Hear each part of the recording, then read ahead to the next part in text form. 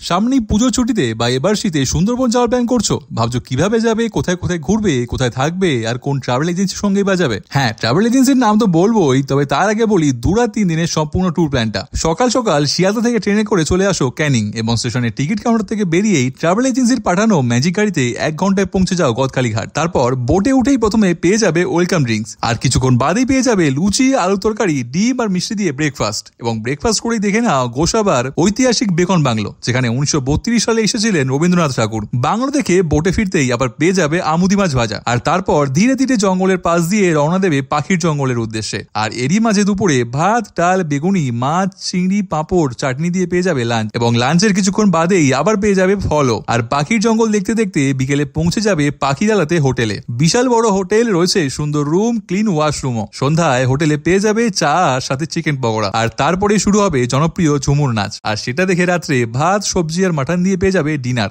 পরদিন সকালে উঠেই চা বিস্কিট খেয়ে আবার পাখিরালা ঘাটে এসে বোটে উঠতেই পরোটা সন্দেশ দিয়ে পেয়ে যাবে ব্রেকফাস্ট। আর তারপর সজনেখালি থেকে পারমিশন করিয়ে গাইড নিয়ে রওনা দেবে সুন্দরবনের গভীর জঙ্গলের উদ্দেশ্যে। এরই মাঝে পড়বে সুদান্যখালি, যেখানে রয়েছে বিভিন্ন রকমের গাছপালা আর ওয়াচ টাওয়ার। সুন্দর ভিউ আর ভাগ্য ভালো থাকলে পাখি আর পশুও দেখতে পাবে এখানে। এরপর চলে যাও দোপাখি ক্যাম্প, মনে হবে যেন চলে এসেছো জঙ্গলের একদম মধ্যে। রয়েছে একটা ওয়াচ টাওয়ারও। ফিরে এসে পেয়ে যাবে লোটে মাছ ভাজা। বোটে করে যেতে যেতে দেখতে পেয়ে যাবে বাঘ, হরিণ বা কুমিরও। এরপর দুপুরে পাবদার ভেটকি দিয়ে পেয়ে যাবে লাঞ্চ। সুন্দরবনে বিভিন্ন জায়গায় ঘুরে সন্ধ্যায় রুমে ফিরলে পেয়ে যাবে চা আর পকোড়া, আর রাত্রে ফ্রাইড রাইস, সবজি আর চিকেন। সেদিন সকালে চা বিস্কিট খেয়ে বোটে এসে লুচি, ঘুগনি আর ডিম দিয়ে ব্রেকফাস্ট করে প্রথমে চলে যাবে সজনেখালি। এখানে কিন্তু অনেক কিছু রয়েছে, এই জায়গাটা বেশ ভালো লাগবে। তারপর চলে যাবে লোকনাথ বাবার মন্দির, আর তারপরেই গদখালি ফেরার পথে দুপুরে মাছ আর চিকেন দিয়ে লাঞ্চ করে ফিরে আসতে হবে আবার সেই গদখালি ঘাটে, এবং ওনাদের গাড়ি করেই আবার তোমাদের পৌঁছে দেবে ক্যানিং স্টেশন। সুন্দরবনের এই সম্পূর্ণ ট্যুরটা আমরা করেছিলাম সুন্দরবন মন্ডল ট্রাভেলসের সঙ্গে। ক্যানিং থেকে ক্যানিং এনাদের পরিষেবা সত্যিই খুব ভালো। খাওয়া দাওয়া থেকে শুরু করে থাকা, এনাদের সার্ভিস এবং পরিষ্কার পরিচ্ছন্নতা